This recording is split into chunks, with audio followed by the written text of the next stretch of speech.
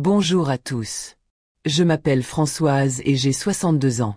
Aujourd'hui, je vais vous raconter une histoire qui me serre encore le cœur, mais qui m'a appris l'une des leçons les plus importantes de ma vie sur la dignité, le respect et l'estime de soi. Ce que je vais vous raconter aujourd'hui s'est passé il y a seulement quelques mois, mais j'ai l'impression qu'une éternité s'est écoulée. Cette histoire concerne mon fils unique, Alexandre, sa femme Camille, et le moment où j'ai dû prendre la décision la plus difficile de ma vie de mère. Avant d'en arriver au cœur du sujet, je dois vous ramener en arrière dans le temps, pour que vous compreniez tout le contexte de cette situation. Je suis née dans un petit village de Normandie.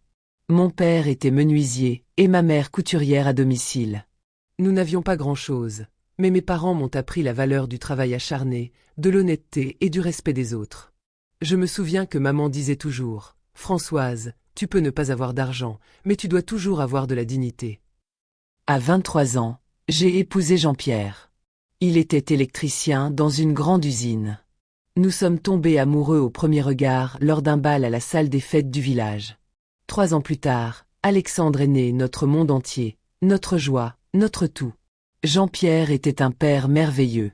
Il passait chaque moment libre avec Alexandre. Il lui apprenait le bricolage, jouait au football avec lui lisait des histoires avant de dormir.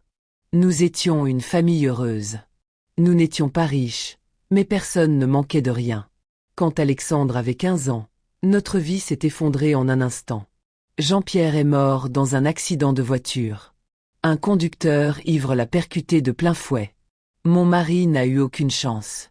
Je me souviens des gendarmes qui sont venus frapper à la porte, je me souviens de mon propre cri, je me souviens comment Alexandre s'est mis à pleurer, même s'il essayait d'être fort. Soudain, je me suis retrouvée seule avec un adolescent et un crédit immobilier. Je n'avais que le baccalauréat et je travaillais comme femme de ménage dans une école. Le salaire était dérisoire, mais je n'avais pas le choix. Je devais subvenir à nos besoins à tous les deux. Je me souviens des premiers mois après la mort de Jean-Pierre. Je pleurais la nuit pour qu'Alexandre ne me voie pas. Le matin, je me levais à 5 heures, j'allais à l'école, je faisais le ménage pendant 3 heures avant le début des cours. Ensuite, je courais à la mairie où j'avais un deuxième emploi, je nettoyais après les différentes manifestations. Le soir, je prenais encore du repassage à domicile pour des connaissances. Je dormais 4, parfois 3 heures par nuit. Mais je savais que je devais le faire. Alexandre devait finir l'école, aller à l'université, avoir une vie meilleure que la mienne. C'était la promesse que j'avais faite à Jean-Pierre devant son cercueil. Alexandre étudiait bien. C'était un garçon intelligent. Il avait toujours de bonnes notes. Après le lycée, il a réussi le concours d'entrée en droit à l'université Paris-Sorbonne. J'étais si fière. J'ai pleuré de joie quand il m'a montré les résultats. Mais les études à Paris signifiaient des frais supplémentaires. Location d'un studio, nourriture, livres, frais universitaires. Mon salaire de femme de ménage n'aurait jamais suffi. Alors j'ai fait ce que je devais faire. J'ai vendu la maison. Oui, j'ai vendu la maison que Jean-Pierre et moi avions construite pendant 10 ans. La maison où Alexandre était né, la maison pleine de souvenirs. J'ai déménagé dans un petit appartement HLM à peine 25 mètres carrés, une pièce avec coin-cuisine. Mais l'argent de la vente de la maison m'a permis de financer les études d'Alexandre et de lui donner tout ce dont il avait besoin. Alexandre a essayé de protester quand je lui ai annoncé ma décision. Il disait qu'il pouvait travailler, que je n'avais pas besoin de faire ça. Mais j'étais inflexible.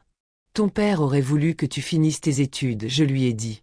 C'est mon devoir de mère. Pendant 5 ans, Alexandre a étudié le droit. Je travaillais toujours sur 2 emplois. Je lui envoyais de l'argent chaque mois pour le loyer, pour la nourriture, pour les livres, pour tout. Parfois, je n'avais même pas de quoi prendre le bus et je marchais jusqu'au travail pour économiser ces quelques euros. Mais tout cela avait un sens quand Alexandre a terminé ses études avec mention. Il a créé son propre cabinet d'avocat avec 2 camarades de promotion. Les débuts étaient difficiles, mais peu à peu, les choses ont commencé à décoller. Après 3 ans, il avait déjà une position stable et gagnait bien sa vie. C'est alors qu'il a rencontré Camille. Ils se sont rencontrés lors d'un colloque juridique. Camille venait d'une famille aisée du 16e arrondissement de Paris, son père était directeur dans une grande entreprise, sa mère médecin. C'étaient des gens à succès, avec de l'argent, de l'influence et des relations. Quand Alexandre a amené Camille pour la première fois dans mon petit appartement HLM, j'ai vu dans ses yeux ce qu'elle essayait de cacher, la déception. Elle regardait mon appartement modeste comme si elle était dans un bidonville. Mais elle a souri artificiellement et a dit qu'elle était ravie de me rencontrer. Je ne l'aimais pas. Mais que pouvais-je faire? Alexandre était amoureux. Il disait que Camille était l'amour de sa vie, qu'il n'avait jamais été aussi heureux. En tant que mère, je voulais juste son bonheur. Alors j'ai souri et j'ai accueilli cette fille dans notre famille. Alexandre et Camille se sont mariés 1 an plus tard. Le mariage était un grand événement somptueux dans un hôtel de luxe à Paris. Les parents de Camille ont tout payé. J'étais assise là dans ma robe modeste d'Emmaüs, parmi des invités élégamment vêtus de la haute société, et je me sentais comme une intruse. Mais j'étais heureuse parce que mon fils était heureux. Après le mariage, les jeunes ont emménagé dans un grand appartement dans le Marais. Alexandre continuait à gérer son cabinet d'avocat qui prospérait de plus en plus. Camille travaillait aussi comme avocate, mais dans un grand cabinet international. Ils gagnaient tous les deux très bien leur vie. La première année de leur mariage, tout semblait aller bien. Alexandre me rendait visite régulièrement, m'appelait plusieurs fois par semaine. Camille venait avec lui, mais elle disait toujours peu et avait l'air de préférer être ailleurs.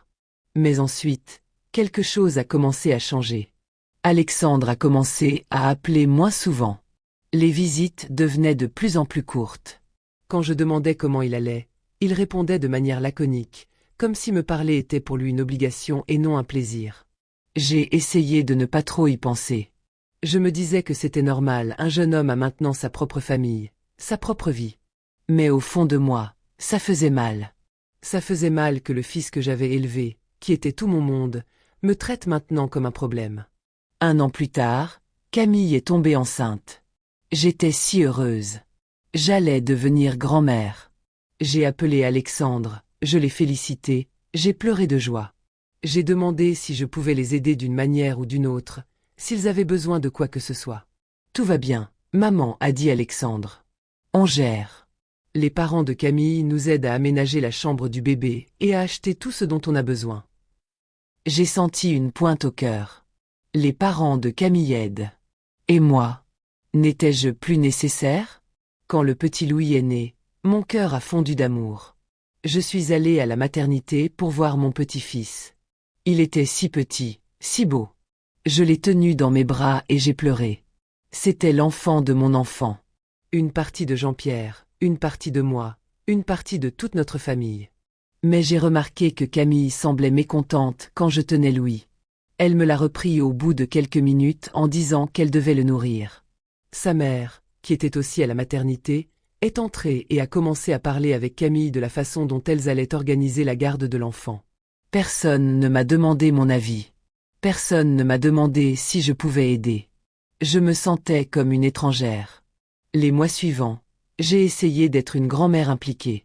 J'appelais, je demandais des nouvelles du petit Louis, je demandais des photos. Parfois, Alexandre m'envoyait 1 ou 2 photos. Mais quand je demandais si je pouvais venir en visite, il trouvait toujours une excuse. Ce n'est pas le bon moment, maman. Louis est malade. On a beaucoup de travail. En même temps, je voyais sur le Facebook de Camille plein de photos de ses parents avec Louis. Ils étaient tout le temps avec lui. Ils aidaient. Ils faisaient partie de la vie du petit-fils. Et moi?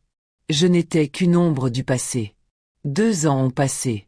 Pendant ce temps, j'ai vu Louis peut-être 10 fois. Toujours de courtes visites, toujours dans la précipitation. Alexandre venait avec le petit pendant 1 heure, peut-être 2, et déjà il devait partir ailleurs. C'est alors que j'ai commencé à comprendre la vérité. Ils avaient honte de moi.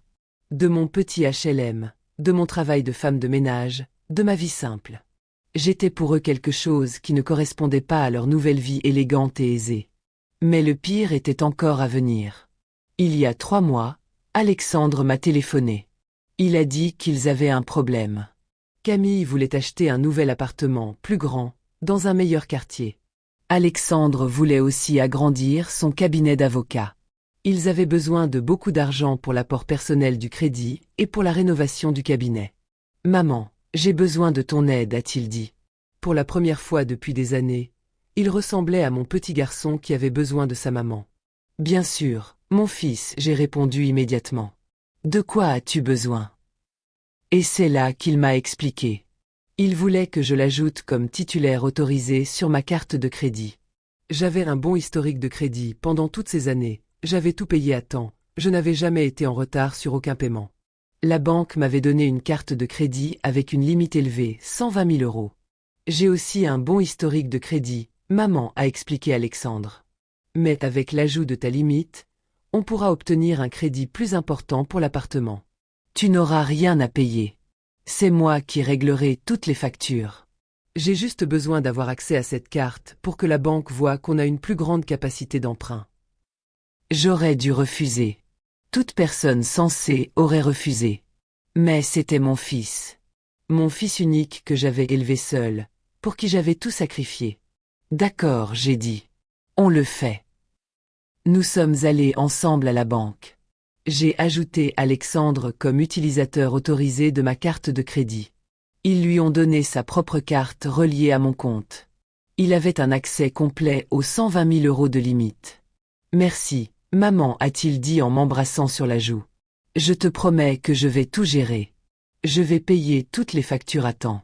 Tu ne remarqueras même pas que cette carte existe. Et pendant 2 mois, c'était effectivement le cas. Je vérifiais le compte en ligne. Alexandre utilisait la carte, il payait pour la rénovation du cabinet, pour les matériaux de construction du nouvel appartement, pour les meubles. Mais il payait toujours à temps. Le compte était en bon état. Rassuré, j'ai arrêté de vérifier le compte tous les jours. Je faisais confiance à mon fils. Le mois suivant, j'ai reçu un appel d'Alexandre. Il a dit qu'ils aimeraient m'inviter à dîner dans leur nouvel appartement. Ils avaient déjà déménagé. Ils voulaient que je voie leur nouveau lieu de vie. J'étais contente. Peut-être était-ce un nouveau départ? Peut-être maintenant, après que je les ai aidés financièrement, m'apprécieraient-ils davantage? Peut-être pourrions-nous redevenir une famille? J'ai acheté des fleurs et une bouteille de vin, j'ai dépensé la moitié de mon salaire hebdomadaire, mais je voulais faire bonne impression. Je me suis habillée avec ma plus belle robe et j'ai pris le métro jusqu'à leur nouvel appartement. L'appartement était immense. Au moins 120 mètres carrés dans un quartier chic. Des parquets brillants, des meubles modernes, de grandes fenêtres donnant sur un parc. Tout était parfait, comme dans un magazine de décoration. C'est magnifique chez vous, j'ai dit en regardant autour de moi. Merci, a répondu Camille froidement. Nous avons engagé un architecte d'intérieur professionnel. Alexandre m'a fait visiter tout l'appartement. La chambre de Louis était comme le rêve de tout enfant, pleine de jouets, de livres, avec un lit en forme de voiture de course. La chambre principale était aussi grande que tout mon appartement. Vous êtes très heureux, j'ai dit à Alexandre. Vous méritez ça. C'est alors qu'Alexandre a dit qu'ils avaient aussi invité les parents de Camille à dîner. Ce serait une réunion de famille. J'ai senti un drôle de sentiment dans mon estomac, mais j'ai souri. Merveilleux. Ce sera agréable de mieux les connaître. Les parents de Camille sont arrivés une demi-heure plus tard. Monsieur Philippe et Madame Isabelle. Lui en costume élégant, elle en robe de créateur. Ils ont embrassé Camille et Alexandre, leur ont offert un vin cher qui semblait coûter plus que mon salaire mensuel. Et voici Madame Françoise, la mère d'Alexandre, m'a présenté Camille, comme si elle parlait d'une lointaine parente qu'elle connaissait à peine. Enchanté de vous rencontrer, a dit Monsieur Philippe en me serrant la main. La poignée de main était courte, formelle. Camille nous a tous invités dans le salon. La table était déjà dressée, belle porcelaine blanche, verre en cristal, couvert en argent. Tout ressemblait à un restaurant élégant. Nous avons commencé à nous installer à table. Monsieur Philippe et Madame Isabelle se sont assis d'un côté. Camille leur a indiqué leur place, comme si c'était évident. Je me suis avancée pour m'asseoir à côté d'eux. Et c'est là que c'est arrivé. Alexandre a posé sa main sur mon épaule. Maman, a-t-il dit doucement, mais assez fort pour que tout le monde entende. Ne t'assieds pas ici. Je l'ai regardé sans comprendre. Qu'est-ce que tu veux dire? Assieds-toi là-bas, dans la cuisine, a-t-il dit en désignant la petite cuisine où se trouvait une petite table avec 2 chaises. La place à table est pour la famille. Pendant un moment, je n'ai pas pu respirer. Tout autour de moi a disparu. Je n'entendais que les battements de mon cœur et cette voix dans ma tête qui criait. Qu'est-ce qu'il vient de dire? Alexandre. J'ai murmuré. Maman, assieds-toi là-bas dans la cuisine, a-t-il répété, cette fois plus fermement. Ici à table, c'est pour nous, pour la vraie famille. Tu comprends? C'est une occasion spéciale. On a des choses importantes à discuter avec les parents de Camille. J'ai regardé Camille. Elle évitait mon regard. J'ai regardé ses parents. Monsieur Philippe détournait les yeux, mal à l'aise. Madame Isabelle fermait les yeux, comme si elle attendait que ce moment passe. La vraie famille. J'ai répété doucement. Oui, maman. Va simplement dans la cuisine. Je t'apporterai une assiette. Je sentais les larmes monter dans mes yeux. Mais je ne pleurerai pas. Je ne leur donnerai pas cette satisfaction. Je comprends, j'ai dit doucement. Je me suis retournée et je suis allée dans la petite cuisine. Je me suis assise sur la chaise dure à la petite table. J'entendais dans la salle à manger comment ils parlaient, riaient. Louis courait partout en criant de joie. Et moi, j'étais assise seule dans la cuisine, comme une domestique, comme quelqu'un qui ne mérite pas de faire partie de la famille. À ce moment-là, assise sur cette chaise, j'ai vu toute ma vie. Je me suis vue à 25 ans, travaillant sur 3 emplois pour subvenir aux besoins de mon fils. Je me suis vue vendant la maison pour payer ses études. J'ai vu tous les sacrifices, toutes les larmes, toutes les nuits blanches. Et j'ai vu à quoi tout cela avait mené. Au moment où mon propre fils me demandait de m'asseoir dans la cuisine parce qu'il avait honte de moi devant ses beaux-parents. J'ai sorti mon téléphone. Mes mains tremblaient, mais je savais ce que je devais faire. Je suis entrée dans l'application bancaire. J'ai trouvé la carte de crédit. Et j'ai appuyé sur l'option « Supprimer l'utilisateur autorisé ». Une question est apparue. Êtes-vous sûr de vouloir supprimer Alexandre Dubois comme utilisateur autorisé? Sa carte sera immédiatement bloquée. J'ai appuyé « Oui, supprimer ». Puis j'ai appelé la banque. J'ai attendu dans la file pendant 5 minutes. Finalement, une dame sympathique a répondu. « Bonjour, je voudrais annuler ma carte de crédit, j'ai dit. Puis-je vous demander la raison? » A-t-elle demandé. La raison est personnelle. Je veux simplement l'annuler. Je comprends. Veuillez noter que si vous avez des transactions actives, vous devrez les rembourser. Je sais. Dans ce cas, nous vous enverrons une confirmation. La carte sera bloquée dans l'heure.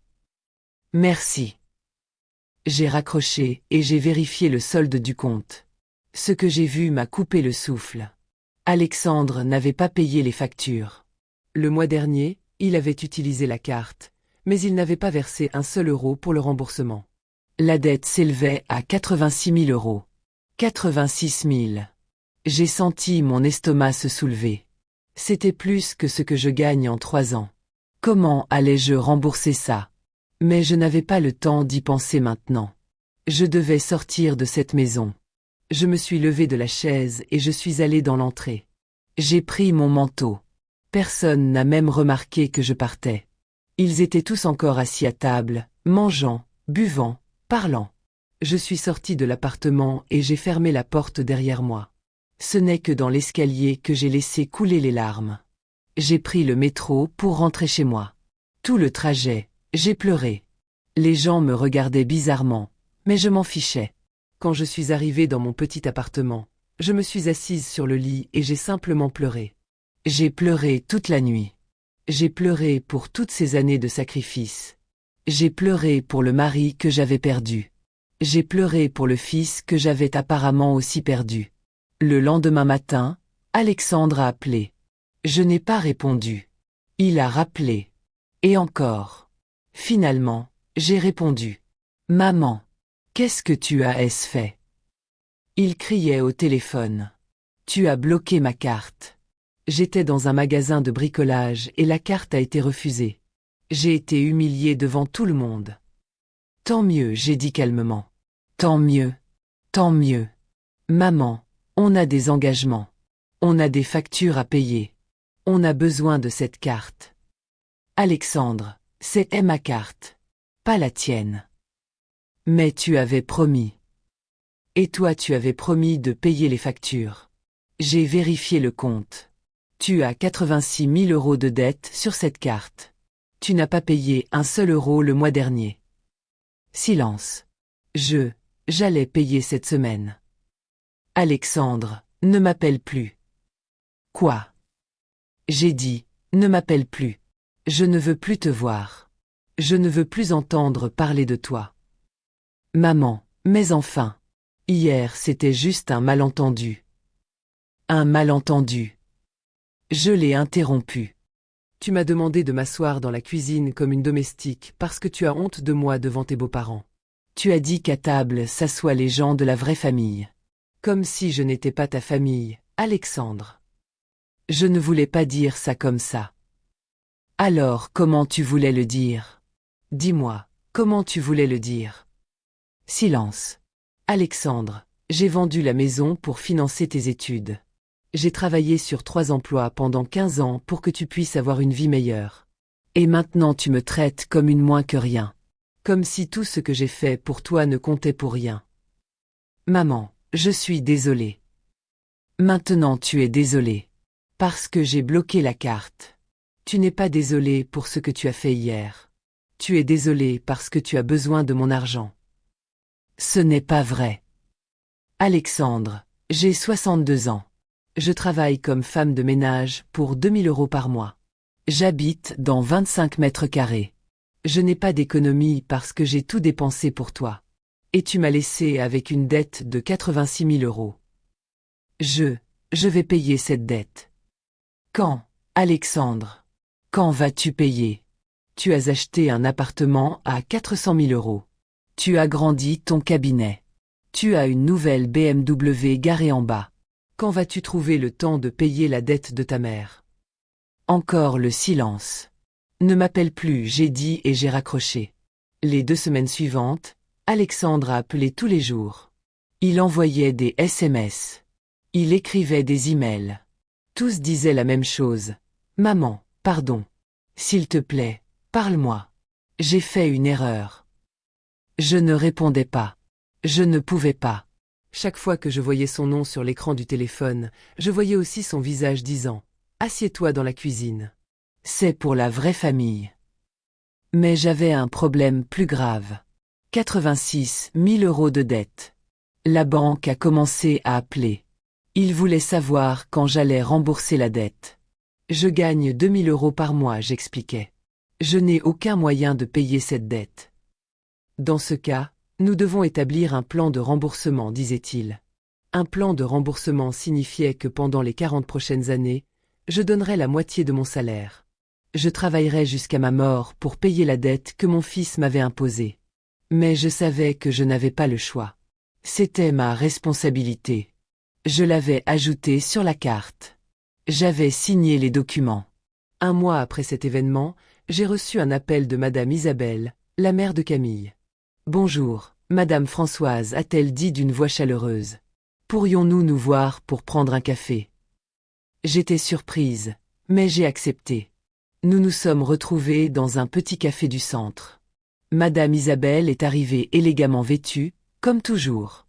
Moi dans mon vieux manteau et mon pantalon du supermarché. « Je voulais vous parler de ce qui s'est passé » a commencé Madame Isabelle. « De ce dîner. » On n'a pas vraiment besoin d'en parler, j'ai répondu doucement. « Si, il faut » a-t-elle dit fermement. Ce qu'Alexandre a fait était horrible. J'étais là. J'ai tout vu. Et j'ai honte de ne pas avoir réagi à ce moment-là. Je l'ai regardé, surprise. Vous savez, a continué Madame Isabelle, je viens aussi d'une famille modeste. Mon père était garagiste, ma mère travaillait en usine. Je sais ce que c'est d'être traité avec condescendance par des gens qui pensent être supérieurs. Mais vous êtes. J'ai commencé. Maintenant oui, mais pas toujours. J'ai travaillé dur pour entrer en médecine. J'ai travaillé dur pour devenir médecin. Et en chemin, j'ai rencontré beaucoup de gens qui me regardaient comme Camille vous regarde. Je sentais les larmes monter. Madame Françoise, ce que vous avez fait pour votre fils est extraordinaire. Vous avez vendu votre maison. Vous avez travaillé sur 3 emplois. Vous avez tout sacrifié. Et c'est comme ça qu'il vous remercie. Elle a secoué la tête. Ce n'est pas juste. Qu'est-ce que je dois faire maintenant? J'ai demandé. J'ai une dette de 86 000 euros.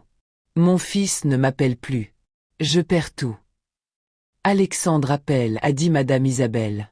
Il appelle tous les jours. Il pleure. Il est désespéré. Mais il a aussi peur que Camille découvre à quel point il vous a blessé. Peur que nous, ses beaux-parents, le voyions différemment. Il devrait avoir peur, j'ai dit doucement. Je suis d'accord. Mais il y a aussi quelque chose que vous devez savoir. Madame Isabelle a sorti une enveloppe de son sac et l'a posée sur la table. Ceci est un chèque de 86 000 euros. Je l'ai regardé, choqué. Je ne peux pas accepter ça. Vous pouvez et vous devez. Mon mari et moi en avons discuté. Ce n'est pas juste que vous payiez pour l'erreur d'Alexandre. Il vous a exploité. Nous ne permettrons pas que vous souffriez à cause de ça. Mais... S'il vous plaît, écoutez, elle m'a interrompu. Alexandre nous remboursera cette dette. Nous avons déjà parlé avec lui. Il nous versera 1 000 euros par mois pendant les 8 prochaines années.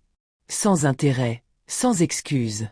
S'il est en retard ne serait-ce qu'un jour, je dirai à Camille toute la vérité sur ce qu'il a fait. Je ne comprends pas. Pourquoi faites-vous ça? Parce que je vous dois quelque chose. Non. Je fais ça parce que chaque mère mérite le respect de ses enfants.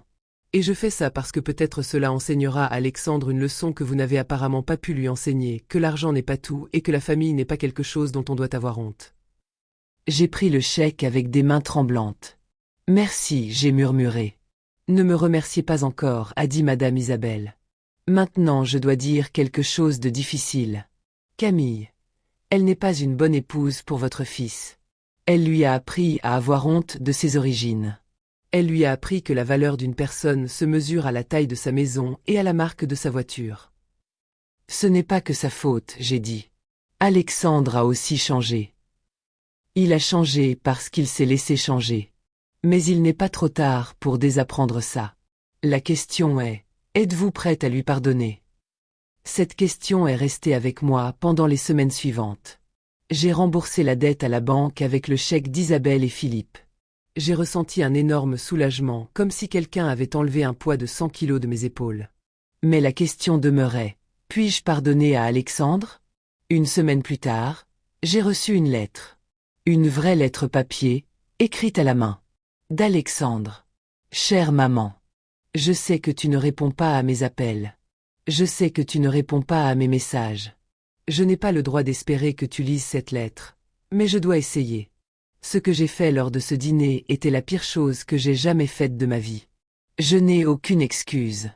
Je n'ai aucune justification. J'ai demandé à ma mère, la femme qui a tout sacrifié pour moi, de s'asseoir dans la cuisine comme une domestique. J'ai essayé de me dire que ce n'était qu'un malentendu. Que je ne voulais pas dire ça comme ça. Mais ce seraient des mensonges. La vérité, c'est que j'avais honte de toi. Honte que tu n'aies pas une grande maison. Honte que tu travailles comme femme de ménage. Honte devant les parents de Camille qui ont tout. Et la pire vérité, c'est que pendant longtemps, je ne me suis pas rendu compte à quel point c'était horrible. Je pensais que le succès signifiait couper les ponts avec le passé. Je pensais que pour être quelqu'un d'important, je devais oublier d'où je viens. Mais maintenant je vois la vérité. Je ne suis rien sans toi. Tout ce que j'ai, mon éducation, ma carrière, ma famille existe uniquement parce que tu as tout sacrifié. Tu as vendu la maison que tu as construite avec papa. Tu as travaillé jusqu'à l'épuisement pour que je puisse étudier. Tu mangeais du pain avec de la margarine pour que je puisse manger de vrais repas. Et moi, je t'ai remercié en te demandant de t'asseoir dans la cuisine. Monsieur Philippe et Madame Isabelle m'ont parlé. Ils m'ont parlé de la dette. De comment je t'ai laissé avec 86 000 euros à rembourser. Je ne peux pas respirer quand je pense à ce que je t'ai fait. Ils ont payé la dette pour moi. Mais je vais leur rembourser chaque euro. Et si tu me le permets, je rembourserai ma dette envers toi pour le reste de ma vie. Je ne te demande pas de me pardonner. Je ne le mérite pas. Je demande juste une chance de te montrer que je peux être un meilleur fils. Que je peux être le fils que tu mérites. Je t'aime, maman. Je t'ai toujours aimé. Et je suis vraiment désolée de ne pas avoir pris le temps de te le montrer. Ton fils, Alexandre. J'ai pleuré en lisant cette lettre. J'ai pleuré parce que c'étaient les mots dont j'avais besoin. Mais j'ai aussi pleuré parce que je savais que les mots sont une chose, et les actes en sont une autre. Le mois suivant, je n'ai pas répondu à la lettre. Je devais réfléchir à tout.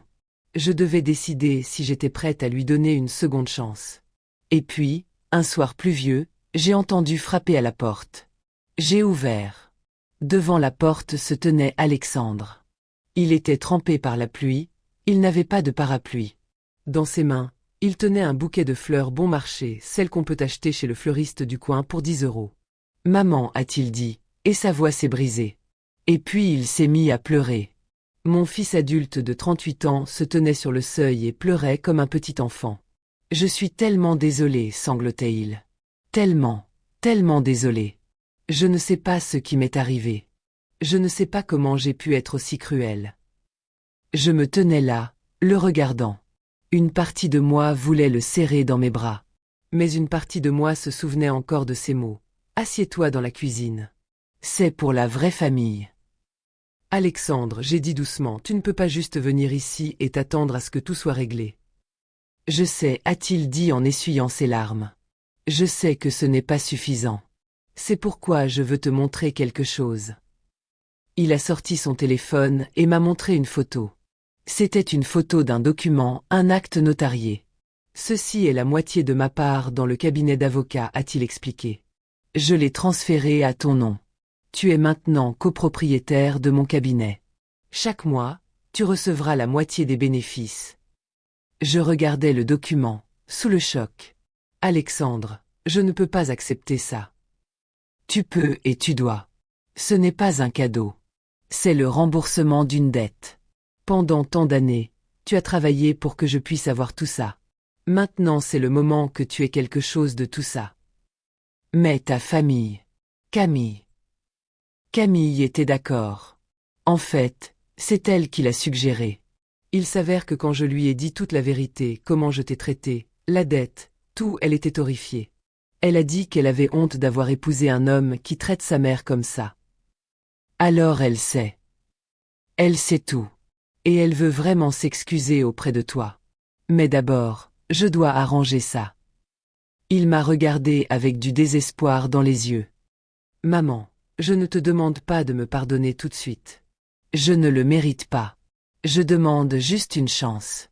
Donne-moi une chance de redevenir ton fils. Je me tenais là, le regardant. Mon fils que j'avais mis au monde il y a 38 ans. Que j'avais élevé seul après la mort de mon mari. Que j'aimais plus que ma propre vie. Et j'ai réalisé que malgré tout ce qui s'était passé, je l'aimais toujours. Entre, j'ai dit doucement. Je vais te faire du thé. Son visage s'est illuminé. Vraiment. Vraiment. Mais Alexandre, cela ne veut pas dire que tout est pardonné. Cela ne veut pas dire qu'on peut simplement revenir à ce qui était. Je sais, a-t-il dit rapidement. Je sais, maman. Mais je promets que je vais travailler chaque jour pour regagner ta confiance. Et il est entré. Les heures suivantes, nous avons parlé. Vraiment parlé, pour la première fois depuis des années. Alexandre m'a raconté comment Camille avait beaucoup insisté pour qu'il change. Comment elle suggérait que ses origines étaient quelque chose dont il devrait avoir honte. Comment ses parents, même s'ils étaient gentils, lui donnaient toujours l'impression qu'il n'était pas à leur niveau. Mais ce n'est pas leur faute, a-t-il dit. C'est ma faute. J'ai laissé croire à ces choses. J'ai laissé oublier qui je suis vraiment. Et qui es-tu? J'ai demandé. Je suis le fils de Françoise Dubois. La femme qui a tout sacrifié pour que je puisse avoir une vie meilleure. Et je n'oublierai plus jamais ça. C'était le début d'un long chemin. Alexandre vient maintenant me voir chaque semaine. Parfois il vient seul, parfois avec Louis. Camille est venue aussi, elle s'est excusée pour son comportement et a promis de me traiter avec respect. Chaque mois, je reçois maintenant un chèque du cabinet d'avocat d'Alexandre. 1200 €. Ce n'est pas une somme énorme, mais pour moi, cela fait la différence entre survivre et vivre. J'ai pu démissionner d'un de mes emplois. Je peux maintenant dormir 6 heures au lieu de 4. Je peux même parfois m'acheter quelque chose d'agréable, un livre, des fleurs, un bon morceau de viande pour le dîner. Mais le plus important, c'est que j'ai retrouvé mon fils. Pas le même fils que j'avais perdu, il a changé. Mais peut-être a-t-il changé pour le mieux. Peut-être devait-il me perdre pour comprendre ce qu'il avait. 3 mois après tout cela, Alexandre a organisé un autre dîner en famille. Cette fois, c'était différent. La table était magnifiquement dressée, comme la fois précédente. Les parents de Camille sont venus aussi. Mais cette fois, quand nous avons commencé à nous installer, Alexandre m'a conduite à la place d'honneur au bout de la table. « Cette place est pour toi, maman, a-t-il dit à voix haute pour que tout le monde entende. Pour la femme à qui je dois tout. » Je me suis assise en sentant les larmes monter à mes yeux. Alexandre s'est levé et a levé son verre. « Je voudrais porter un toast, a-t-il dit. À ma maman, Françoise. Pour la femme qui a vendu sa maison pour que je puisse étudier. Qui a travaillé jusqu'à l'épuisement pour que je puisse avoir une vie meilleure. Qui a tout sacrifié pour que je puisse être ce que je suis aujourd'hui. » Il m'a regardé avec des larmes dans les yeux. Et pour la femme dont j'ai brisé le cœur, mais qui m'a donné une seconde chance. Je t'aime, maman. Et je suis désolée pour tout. Tout le monde a levé son verre. À Françoise. Ont-ils dit en chœur. Et à ce moment-là, j'ai senti que peut-être, juste peut-être, tout irait bien. Aujourd'hui, plusieurs mois plus tard, je peux dire que notre relation est meilleure que jamais. Alexandre est attentionné, prévenant, présent. Je vois Louis chaque semaine. Camille a aussi changé, elle me traite avec respect, me demande mon avis, m'inclut dans la vie de famille. Mais la leçon la plus importante que j'ai apprise, c'est celle-ci. Ne laissez jamais personne, même pas votre propre enfant, vous traiter sans respect. Votre dignité est plus importante que tout argent, toute relation. Quand j'étais assise dans cette cuisine, humiliée et oubliée, j'avais 2 choix. Je pouvais accepter ça ou je pouvais me battre pour moi-même. J'ai choisi de me battre. Et même si c'était la chose la plus difficile que j'ai jamais faite, je sais aujourd'hui que c'était la meilleure décision de ma vie. Car je n'ai pas seulement appris une leçon à mon fils sur le respect. Je me suis aussi appris à moi-même que je mérite le respect. Que ma valeur ne dépend pas de la taille de ma maison ou de mon travail. Que je suis précieuse simplement parce que je suis. Parfois, l'amour signifie dire non. Parfois, l'amour signifie laisser quelqu'un que vous aimez faire face aux conséquences de ses actes. Car c'est seulement ainsi qu'ils peuvent vraiment changer. Mon fils m'a blessé. Profondément. Mais je lui ai donné une chance de changer. Et il l'a fait. Pas tout de suite, pas facilement, mais il l'a fait. Aujourd'hui, quand je regarde le petit Louis, j'espère qu'il grandira dans une famille qui comprend la valeur du respect. Qu'il saura que la valeur d'une personne ne se mesure pas à l'argent, mais au caractère. Qu'il se souviendra toujours d'où il vient et de qui l'a aidé à arriver là où il est. Et j'espère que mon histoire aidera quelqu'un d'autre, quelqu'un qui est maintenant dans la situation où j'étais il y a quelques mois. Quelqu'un qui se sent invisible, sans valeur, oublié par sa propre famille. Rappelez-vous, vous méritez le respect. Vous méritez l'amour. Vous méritez de vous asseoir à table, pas dans la cuisine. Ne laissez jamais personne vous convaincre que vous valez moins.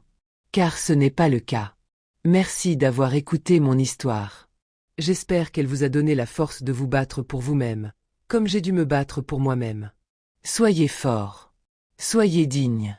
Et n'oubliez jamais votre propre valeur. À bientôt dans la prochaine vidéo.